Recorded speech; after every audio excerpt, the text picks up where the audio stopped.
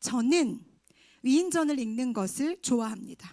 그것은 그들이 사람임에도 불구하고 특별한 사명감을 가지고 살아내는 삶의 열정에 매료되기 때문입니다.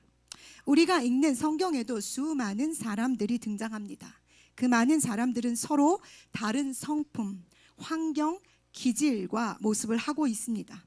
그런데 그 사람들이 그 모든 다양함 속에서 드러내는 한 가지의 목표점이 있습니다. 그것은 무엇인가 하면 예수 그리스도, 그분이 나를 어떻게 사로잡으셔서 내 삶에 어떤 영향을 주셨는가, 그 부분을 드러내고 있습니다. 그래서 성경을 읽으면 다른 어떤 위인전보다 훨씬 신비하고 재미지다라는 생각이 듭니다. 어떨 때는 모세를, 어떨 때는 아브라함을, 어떨 때는 사무엘을, 요즘 저는 보아스라는 사람에 푹 빠져 있습니다. 좋은 믿음, 좋은 성품의 사람으로 그에게서 귀한 것을 지금 저는 배우고 있습니다. 그 중에서 저에게, 물론 그 중에 수많은 사람들을 성경에서 만나지만 그 중에 제일 많이 영향을 준 사람은 아마 바울일 것입니다. 바울은 우리가 감동하는 포인트를 많이 가지고 있는 사람입니다. 우리가 오해하고 있는 바울의 모습에 몇 가지가 있는데 그 중에 하나가 바로 바울이 담고 있는 하나님의 말씀과 바울을 바울되게 한 하나님의 섭리 안에 그가 만난 사람들이 있다는 사실을 우리가 간과한다는 것입니다. 무슨 소리냐 하면 하나님이 그를 직접적으로 만나셔서 그를 완벽하게 바꾸신 거라고 우리가 생각한다는 거죠. 그러나 그렇지 않아요. 바울의 삶, 그의 인생을 잘 살펴보면 그에게는 하나님께서 바울이란 사람을 바울되게 하시기 위해서 철저하게 오랜 시간 예비하시고 준비하고 계심이 보여진다는 거죠. 그는 원래 다소 사람이었어요. 다소에서 태어났음에도 불구하고 그의 부모는 그를 다소에서 교육시키지 않고 예루살렘으로 보내 율법을 배우게 하죠. 그의 스승은 가말리엘이에요. 이 사람은 누구냐 하면 그 당시의 랍비 중에 최고의 랍비였고, 이 사람의 이 사고, 율법에 대한 사고는 어땠냐? 메시아를 열린 마음으로 기다리는 사람이었어요. 매우 중요해요.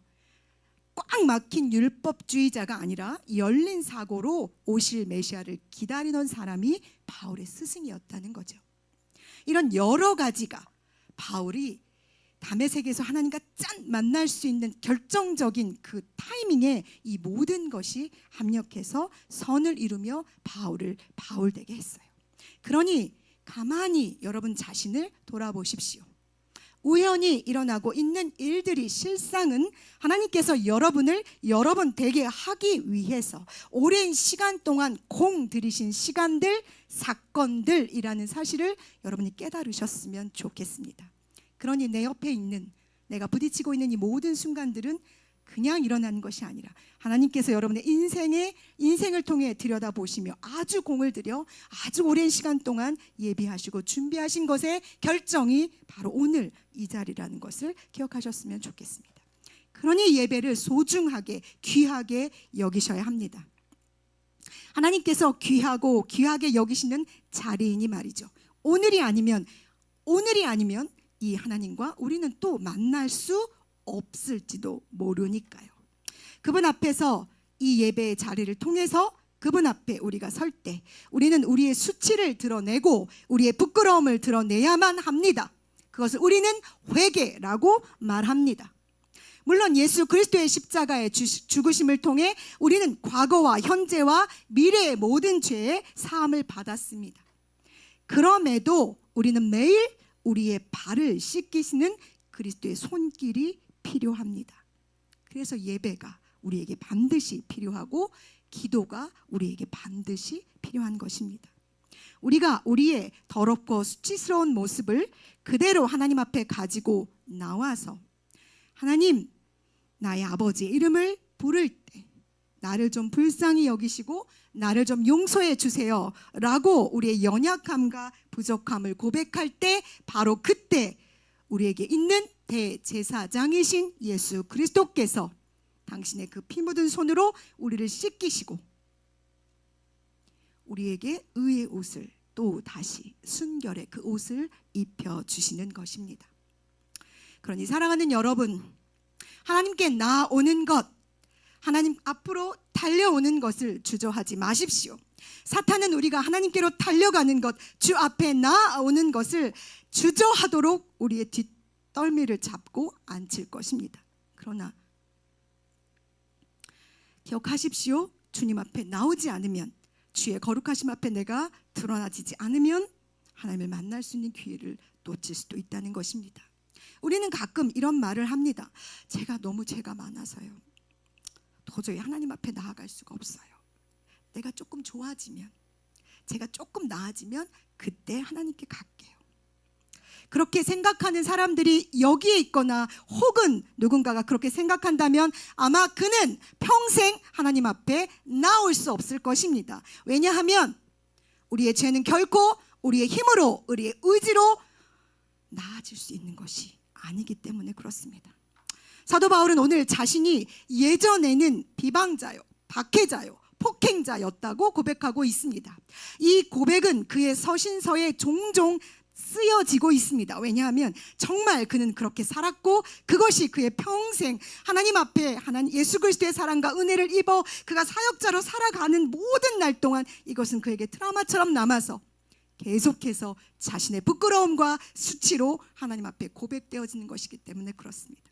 이런 고백을 주님이 들으셔서 그의 머리를 후역 치시는 것이 아니라, 이런 고백을 바울이 할 때 주님은 당신의 피 묻은 손으로 그의 발을 닦이시는 일을 여전히 하신다는 사실입니다. 그럼에도 그는 감추지 않고 드러냅니다. 드러내는 일이 매우 중요합니다. 그런 자신을 하나님께서 긍휼히 여기셔서 자신을 예수 안에 있는 믿음과 사랑과 함께 풍성하게 하셨다고 고백하고 있습니다.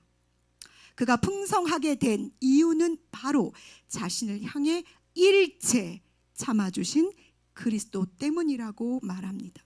여기서 일체, 내가 예전에 청년 때 안주 1절, 안주 일체, 이거 많이 봤죠? 다들 모르는 듯 날 쳐다보지 마. 웃는 사람은 다 가본 거잖아. 그게 헷갈리는 거야. 안주 1절이 맞아, 안주 일체가 맞아.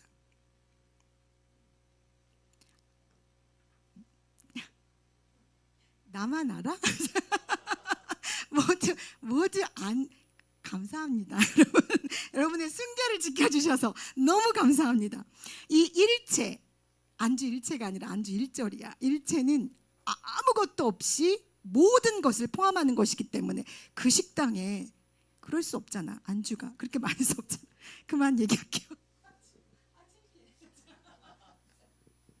여기서 일체란 모든 것을 의미해요. 하나도 빠짐없이 모든 것, 즉 바울의 모든 것, 어느 것 하나도 빠지지 않고 하나님께서 바울에 대해서 기다리고 참아내시면서 그에게 지금 다가오고 계신다고 말하고 있습니다. 여러분, 여러분의 삶에 있는 모든 것, 어느 것 하나도 빠지지 않고 일체 그분은 기다리시며 인내하시며 참아내시며 여러분을 향해서 손을 내밀고 계신답니다.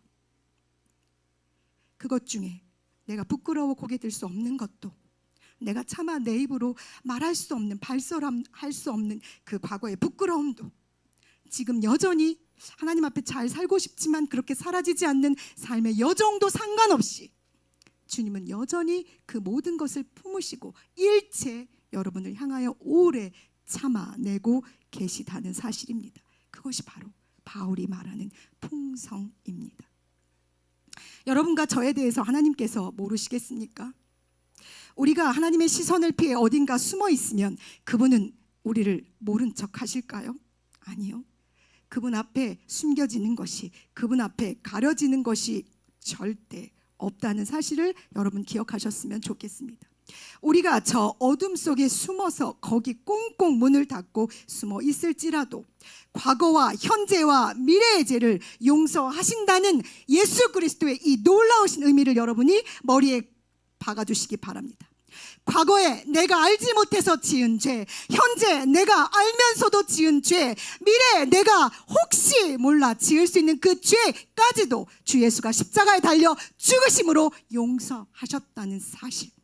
그럼에도 불구하고 주님이 오래 참으심으로 일체 우리를 품고 계시는 이유는 우리가 여전히 연약하고 우리가 여전히 죄 가운데 있으며 우리가 여전히 발을 씻어야 하는 존재들이기 때문에 그렇습니다. 이것이 바로 코람데오, 하나님 앞에 사는 삶입니다. 기억하십시오. 여러분과 저는 한순간도 하나님의 눈을 피해 살 수 있는 존재들이 아닙니다. 그러니 여러분, 하나님을 쉽게 생각하지 마십시오. 하나님은 결코 사람들에게 함부로 쉽게 바라볼 대상이 아니십니다. 그분은 누구에게 시험을 당하시는 분도, 그리고 누구를 시험하시는 분도 아니신 만군의 여호와, 전능하신 하나님, 우리의 아버지이시기 때문에 그렇습니다. 그럼에도 우리를 향하여서 일체 참으시고 기다리시는 이유가 있다고 오늘 사도 바울은 고백하고 있습니다. 그것이 무엇이냐? 우리가 예수를 믿어 영생을 얻은 후에, 잘 들으십시오. 우리가 예수를 믿어 영생을 얻은 후에 또 다른 누군가에게, 예수를 알지 못하는 누군가에게, 예수를 믿지 못하는 자들에게, 영생을 소유하고 있지 않는 자들에게 본이 되게 하시기 위해서입니다. 사랑하는 여러분, 여러분과 저는 누군가의 본이 되어야만 합니다. 하나님께서 그렇게 작정하셨다면 하나님은 그렇게 끌고 가실 것입니다. 절대 중간에 포기나 중간에 무너지심이나 중간에 우리를 잡고 있던 손을 탁 놓으시는 일은 절대 없을 테니까요. 그러니 사랑하는 청년 여러분, 여러분의 삶을 이제 하나님께 순종함으로 드리시기를 소망합니다. 예수 그리스도를 믿어 영생에 이른 삶에서 끝나는 것이 아니라 우리를 통해 다시 누군가의 영혼을 책임지게 하는 이 중요한 사역을 하나님께서는 지금 우리에게, 오늘 우리에게 바로 이 자리에서 여러분에게 부여해 주시기를, 그걸 여러분이 깨닫기를 원하신다는 것입니다.